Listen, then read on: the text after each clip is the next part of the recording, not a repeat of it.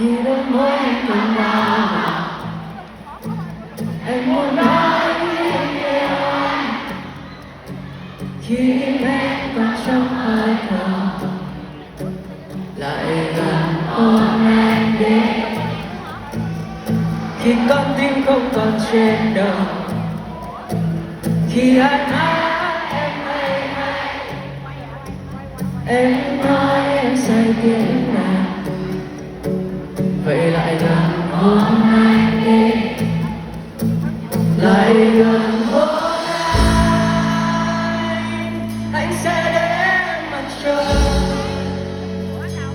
Lại gần hôn anh, hay em để anh chơi vơi. Giờ còn đôi ta, kia là núi đây là nhà. Giờ còn đôi ta, em còn muốn đi thật xa.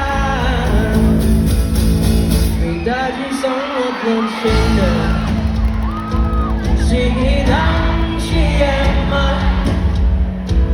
Bao nhiêu yêu thương trên đời, cành vị ngọt trên đôi môi. Lại gần hôn anh sẽ đến mặt trời.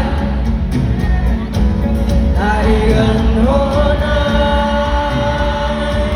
hay em để anh chơi vơi. Giờ còn đôi ta, kia là núi đây là nhà. Giờ còn đôi ta, em có muốn đi thật xa.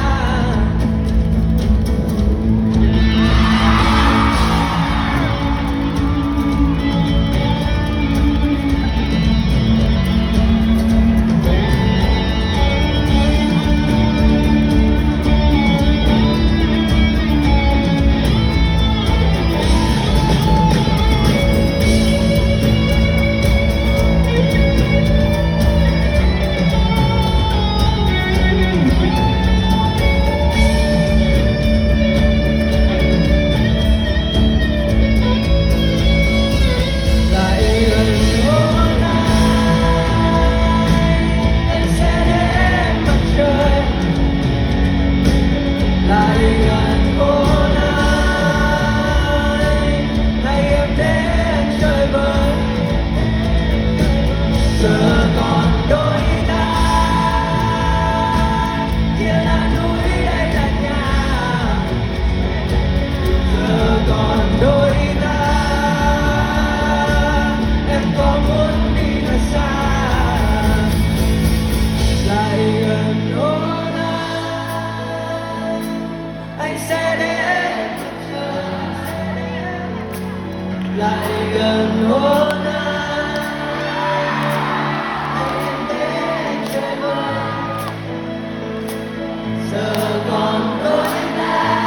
vậy đúng không ạ? Kia là núi đây là nhà. Giờ còn đôi ta, em còn muốn đi thật xa. Vậy khi đôi môi em còn đau,